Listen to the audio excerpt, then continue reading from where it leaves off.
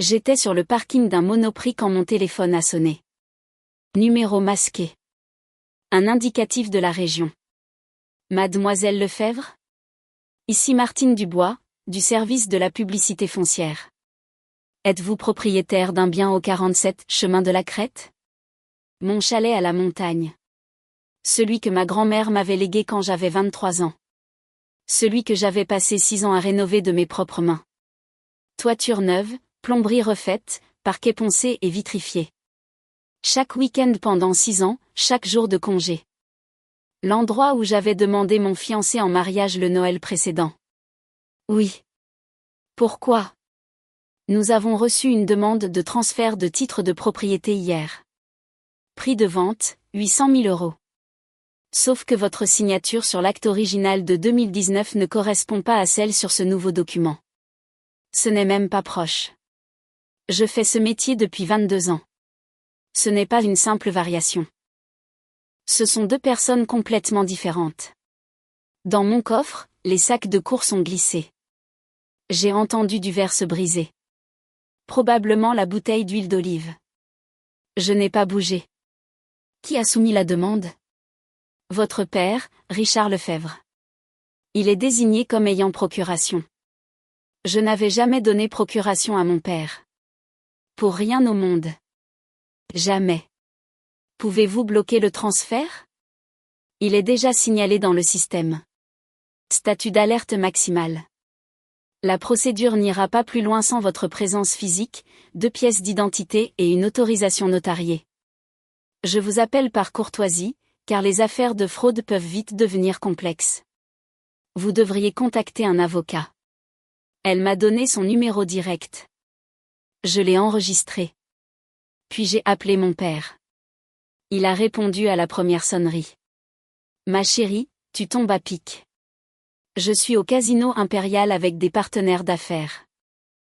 Tu veux te joindre à nous pour dîner? Pour fêter la bonne nouvelle. Quelle bonne nouvelle? La vente du chalet se conclut vendredi. Les acheteurs sont ravis. Ils prévoient déjà la rénovation, avec un architecte professionnel, tout le tralala. Tu devrais voir leur plan. Mes mains se sont crispées sur le volant. Je n'ai autorisé aucune vente. Un silence, puis un rire. Chaleureux, paternel, absolument confiant. Ma puce, on en a discuté le mois dernier. Tu disais que tu n'utilisais plus l'endroit. Trop d'entretien. Mieux valait vendre. Tu te souviens? Tu as signé les papiers dans ce restaurant. Comment s'appelait-il?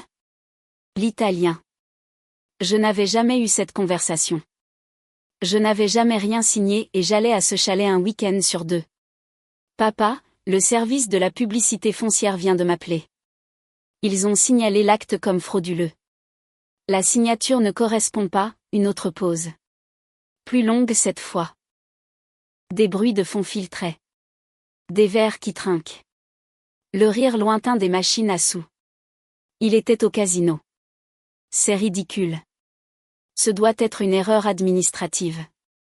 Je les appellerai demain pour régler ça. Martine Dubois, 22 ans d'expérience. Elle a dit, ce n'est pas une variation. Ce sont deux personnes différentes. Elle a utilisé le mot fraude. Sa voix a changé, perdant toute sa chaleur. Ne fais pas de drame. C'est une simple transaction immobilière. Les acheteurs ont déjà versé une indemnité d'immobilisation de 45 000 €. Les déménageurs sont réservés pour mardi prochain. Tu vas me mettre dans l'embarras pour une confusion de bureaucrate? Tu dois combien? Quoi?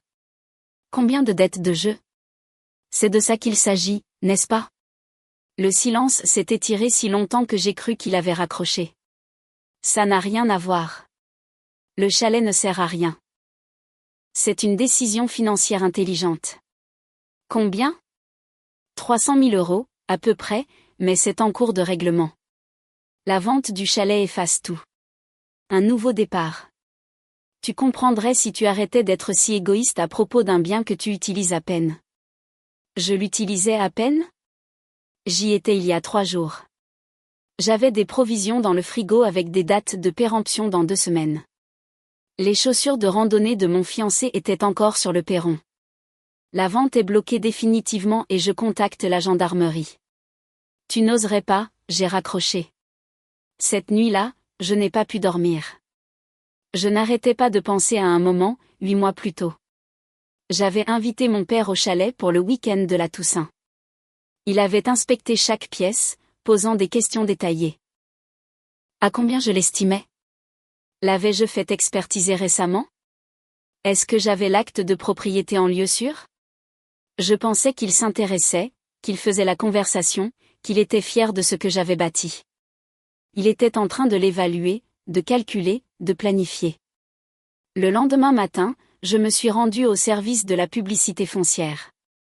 Martine Dubois était exactement comme sa voix au téléphone. La soixantaine, des lunettes de lecture sur une chaîne, le genre de fonctionnaire qui traite les archives publiques comme des textes sacrés. Elle a affiché les 2 documents sur son écran. Mon acte original de 2019, lors de la succession de ma grand-mère. Puis l'acte frauduleux de la semaine dernière. Voyez, dit-elle en pointant l'écran. Votre signature de 2019. Des boucles assurées et claires sur le L. Une inclinaison distinctive. Et celle de la semaine dernière. Hésitante, tremblante, une formation des lettres totalement différente. C'est quelqu'un qui n'a jamais signé votre nom auparavant. Il a probablement essayé de s'entraîner quelques fois, puis a abandonné. Elle a zoomé. La contrefaçon était évidente maintenant que je la voyais. Ma vraie signature avait cette manière particulière de lier le V et le R dans Lefebvre. Une bizarrerie due à des années de signature rapide. La fausse les avait séparées. Des lettres distinctes. Faux. J'ai déjà contacté le notaire. Il gèle tout. J'ai aussi envoyé un rapport au procureur de la République. En France, c'est du faux et usage de faux, c'est un délit pénal. Que advient-il des acheteurs? Leur indemnité d'immobilisation leur sera remboursée. Ils seront contrariés mais pas lésés. La vraie victime, ici, c'est vous. Elle m'a regardé par-dessus ses lunettes. Votre père a essayé de vous voler 800 000 euros. Ce n'est pas un désaccord familial. C'est un crime. J'ai engagé un avocat cet après-midi-là. Maître Lambert, spécialiste en droit immobilier et en fraude. Il avait traité 3 cas comme le mien l'année passée. Apparemment, le vol de biens familiaux était à la mode. Nous allons demander une injonction d'éloignement, dit-il en examinant les documents. Je l'ai tout accès qu'il pourrait avoir à vos comptes bancaires. Envoyez une mise en demeure à tous les notaires de la région. Ensuite, nous attendrons que le procureur décide d'engager des poursuites. Le fera-t-il? Pour une fraude de 800 000 euros avec une contrefaçon documentée? Oui. Ce n'est pas ambigu. Il a signé votre nom sur un acte de propriété. C'est illégal, noir sur blanc. L'injonction d'éloignement a été approuvée en 48 heures. Mon père ne pouvait plus s'approcher à moins de 200 mètres de moi ou du chalet. Tout contact devait passer par les avocats. Il a essayé de m'appeler 6 fois ce jour-là. Puis ma mère a appelé. Tu as demandé une injonction d'éloignement contre ton père. Sais-tu à quel point c'est humiliant? Il a falsifié ma signature pour voler mon chalet. Il essayait de résoudre un problème. Ces gens à qui il doit de l'argent, ce sont des gens sérieux. Dangereux. Il protégeait la famille en commettant un crime? Tu es si rigide, si manichéenne. C'est ton père, l'homme qui t'a élevé. Tu le détruirais pour un bien immobilier. Je le tiendrais pour responsable de ses crimes. Oui. Elle a raccroché. 10 minutes plus tard, ma sœur a appelé. Tu dois laisser tomber. Papa est au plus mal. Il parle de... Je ne sais pas. Il me fait peur. Laisse-lui le chalet. Ça n'en vaut pas la peine. Ça vaut 800 000 euros et 6 ans de ma vie à le rénover, et c'est à moi. La famille est plus importante que la propriété. Alors pourquoi a-t-il choisi ses dettes de jeu plutôt que sa famille? Elle n'a pas eu de réponse à ça. Le procureur de la République a engagé des poursuites 3 semaines plus tard. 2 chefs d'accusation, faux et usage de faux, et escroquerie. Mon père a engagé un avocat de la défense qui a immédiatement appelé Maître Lambert. Est-ce que j'envisagerais un accord de plaidé coupable? Mon père suivrait une thérapie, paierait un dédommagement, éviterait la prison.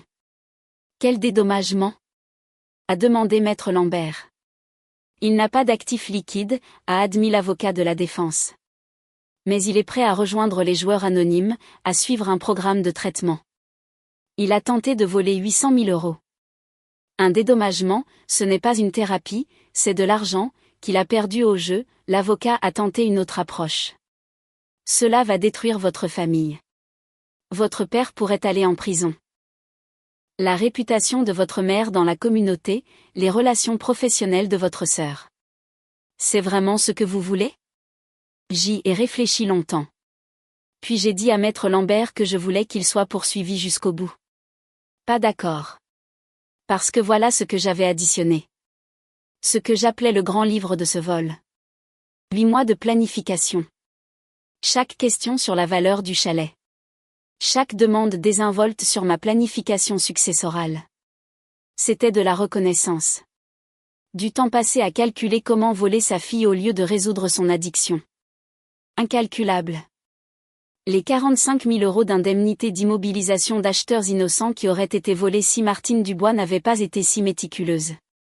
Un vol envers des étrangers en utilisant ma propriété comme garantie. 6 ans de week-end passés à rénover. 6 ans de travail physique. Refaire la toiture sous la chaleur de juillet. La plomberie dans le froid de mars. Mes mains portaient encore les cicatrices du remplacement de la rambarde de la terrasse. Il allait prendre tout ça, le convertir en argent liquide et le donner à un casino. Mon passé, volé. Mon avenir dans ce chalet. Mes fiançailles là-bas. Le projet de nous marier sur la terrasse l'automne suivant, entouré de mélèzes, le rêve d'avoir un jour des enfants courant dans ses pièces. Il vendait mon avenir pour payer son addiction. Mon lendemain, volé. Mais ce qui faisait le plus mal, je l'avais invité pour la Toussaint. Je lui avais montré tout ce que j'avais construit, et sa première pensée avait été, comment puis-je lui prendre ça? Ça, ce n'est pas de la famille. C'est de la prédation. Le procès était prévu pour octobre. Mais 3 choses se sont produites avant. 1. Le casino où mon père jouait le plus souvent, le casino impérial, l'a banni à vie. Il s'est avéré qu'il suivait son comportement depuis des mois. Quand l'affaire de fraude est devenue publique, ils n'ont pas voulu prendre ce risque.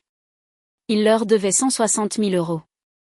Ils ont engagé leur propre poursuite au civil. 2. Son employeur, un cabinet d'expertise comptable, l'a mis en congé administratif immédiat en attendant une enquête, pour suspicion de détournement de fonds. Ils avaient engagé un expert comptable judiciaire pour examiner 7 ans de compte client. Le rapport préliminaire a trouvé des irrégularités. 3. Ma mère a demandé le divorce. Elle a découvert une deuxième hypothèque sur leur maison dont j'ignorais l'existence. 180 000 euros empruntés 18 mois plus tôt, tout était parti. Elle allait perdre la maison, son mariage, la retraite qu'elle avait planifiée pendant 40 ans. Elle m'a appelé une fois. Tu avais raison. Je suis désolée. Je ne savais pas quoi répondre à ça. Alors j'ai juste dit, je suis désolée que ça te soit arrivé. La proposition de plaider coupable est revenue en septembre. Mon père plaiderait coupable à un chef d'accusation de faux et usage de faux. Abandon de l'accusation d'escroquerie. 3 ans de sursis avec mise à l'épreuve, traitement obligatoire contre le jeu, 15 000 euros de dédommagement payable sur 5 ans, des travaux d'intérêt général, pas de prison ferme. Maître Lambert m'a exposé la situation. Si nous allons au procès, il pourrait écoper de prison, peut-être 2 à 4 ans, mais ce n'est pas garanti. Les juges sont parfois cléments avec les délinquants en col blanc sans antécédents, surtout les plus âgés. Et les procès sont coûteux, émotionnellement et financièrement. Cet accord garantit des conséquences sans le risque du procès. Sans mauvais jeu de mots. Que se passe-t-il s'il ne respecte pas sa mise à l'épreuve? Prison ferme automatique. La peine initiale est appliquée. J'ai pensé au chalet, à Martine Dubois qui m'appelait par courtoisie. À quel point tout cela avait failli réussir. J'accepte l'accord, mais je veux que ce soit déclaré au tribunal. Qu'il soit dit, publiquement, ce qu'il a fait. L'audience de plaider coupable a eu lieu le 14 novembre. Une petite salle d'audience, juste les avocats et la juge.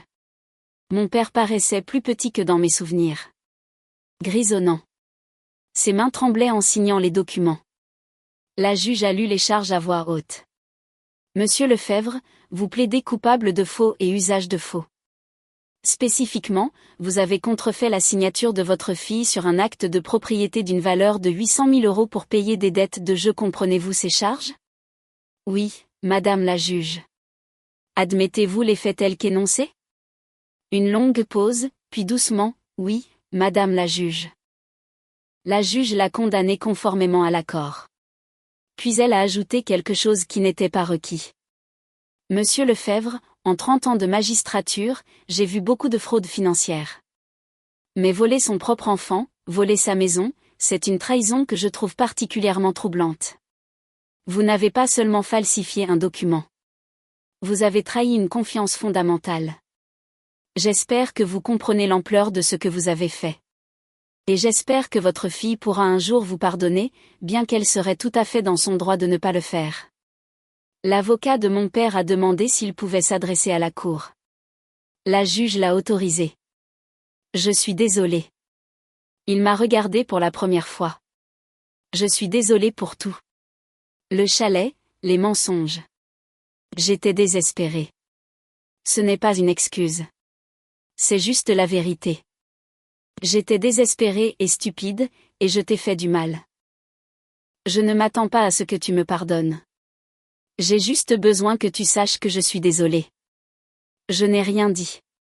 Il n'y avait rien à dire. L'audience s'est terminée. Mon père est parti avec son avocat. Je suis parti avec le mien. C'était il y a 6 mois. Le chalet est toujours à moi. J'ai fait installer de nouvelles serrures. J'ai changé les codes de sécurité. J'ai retiré mon père de toutes les listes de contacts d'urgence. La propriété est maintenant dans une fiducie inviolable, rédigée par un avocat, à l'épreuve de la fraude. J'y vais la plupart des week-ends. Mon fiancé et moi nous y sommes mariés le mois dernier, comme nous l'avions prévu. Une petite cérémonie, 20 personnes. Mon père n'était pas là. Ma mère est venue. Elle se reconstruit. Elle a vendu la maison, a emménagé dans un appartement, a tout recommencé à 62 ans. Nous déjeunons ensemble parfois. C'est prudent, poli. Nous réapprenons à être une famille, mais différemment, plus petite, plus honnête. Ma sœur et moi ne nous parlons plus. Elle pense que j'ai détruit mon père. Je pense qu'il s'est détruit lui-même. Mon père a terminé son traitement contre le jeu. Il est sobre depuis 3 mois. Il paie 250 € par mois de dédommagement. À ce rythme, il aura fini de me rembourser quand il aura 78 ans. Je n'ai pas besoin de cet argent. Je gagne très bien ma vie comme ingénieur en informatique. Le chalet est payé. Financièrement, je vais bien. Mais je n'annule pas le dédommagement. Parce que chaque mois, quand ce chèque de 250 € arrive, c'est un rappel. Pas pour lui, pour moi. Un rappel que je me suis choisi. Que je ne me suis pas immolé par le feu pour réchauffer un joueur compulsif.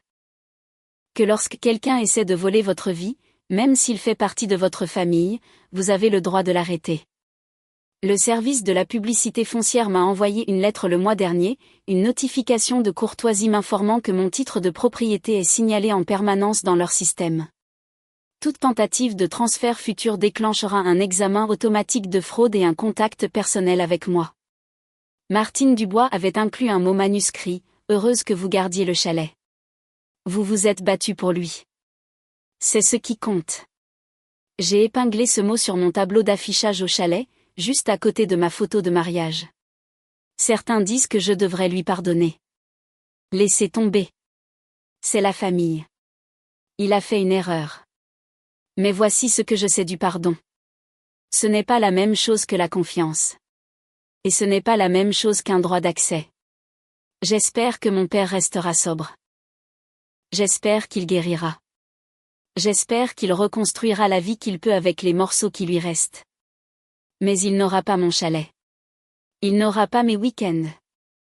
Il ne me mènera pas à un hôtel imaginaire ni ne tiendra des petits-enfants imaginaires. Ces choses exigent la confiance, et on ne peut pas contrefaire cette signature-là. L'acte est à moi. Le chalet est à moi.